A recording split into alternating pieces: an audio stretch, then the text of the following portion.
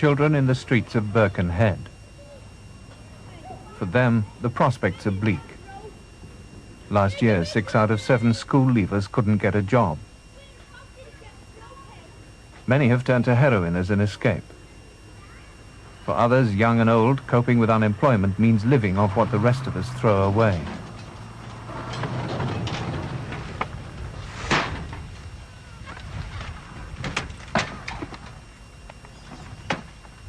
They're among the 13,000 out of work in Birkenhead. People who feel their prospects of work are so poor, they're on the scrap heap.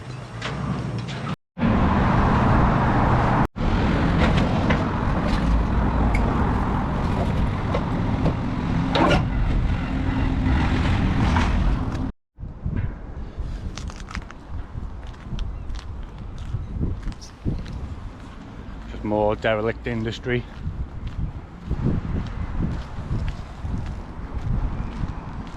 Let's have a little look around.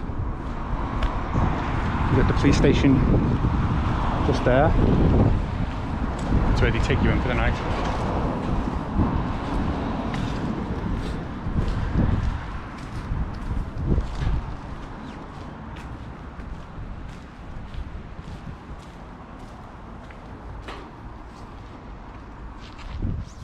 Wow.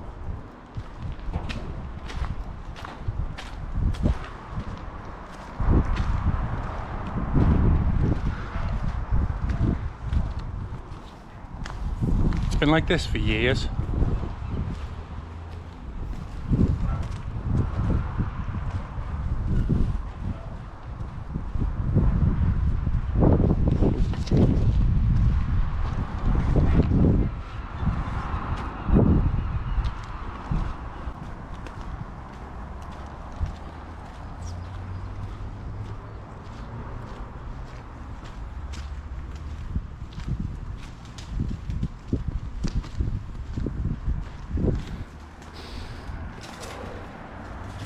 Smells like, oh yeah, there you go, fire.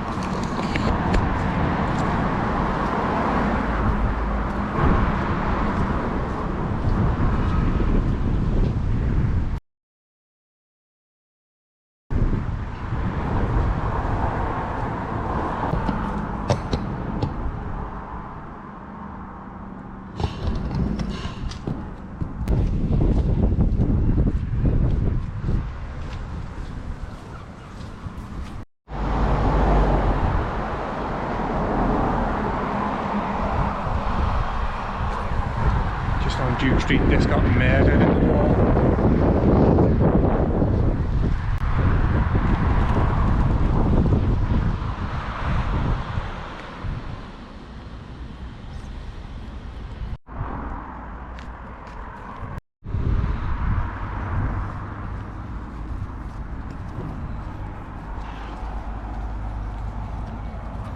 This is Corporation Road. This is where the working ladies work.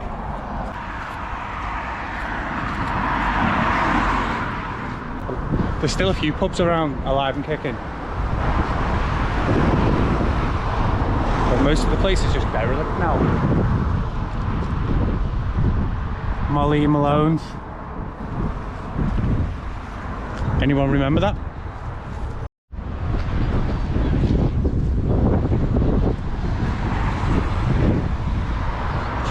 Everywhere is gutted, to be fair. Total shambles.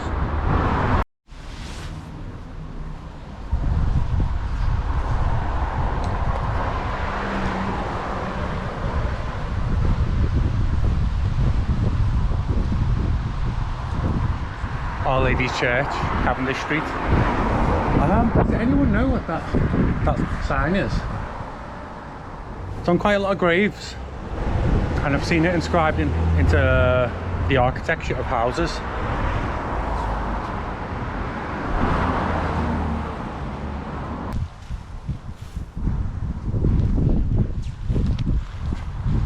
You would have had so many factories, so much business, so much trade going on around here back in the day. It's crazy to see a place like this.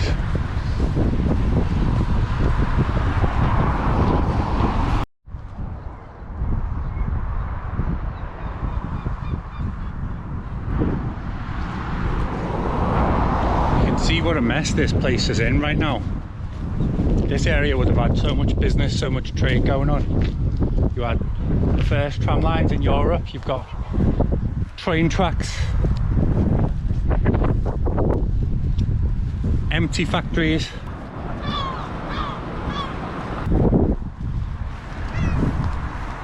And a community that went from everyone being employed to no one being employed. That was 40 years ago. Let's go and check it out. T Street. So this was T Street 40 years on. It's nice to see something getting done. And there's an interesting story about the house behind me. We were brought up together as kids. The families lived there, your granny was there, your aunties and uncles all lived on the estate. It was one of the best communities ever built. Everyone knew everyone. Everyone knew each other. It was like one great big family. No matter what street you went down, you knew them, they knew you. And that's what you call communities. Not like today where they stick you in a house where no one speaks to you. Years ago, like if someone was getting married or that, they'd all muck in and they'd all buy us something. Or if there's a funeral, they'd go around all the streets, collect to buy a wreath. It was brilliant the way this estate was. But to destroy an area, see where I am, these are 4-bedroom houses, right up here, 4 and 5. And T Street and Buford Road, they were all 4-bedroom houses. They've pulled good house down, solid brick, not like the ones they build today. These are solid brick houses. The guy who lived there moved in when he was 16. His mother lived there, his dad lived there, his whole family lived there, and they all died there. And when the council wanted to redevelop the area, he decided that he was not selling up at any cost. This held up development, but now it looks like they've came to a compromise. Looking at the side of the house, they've reinforced the bricks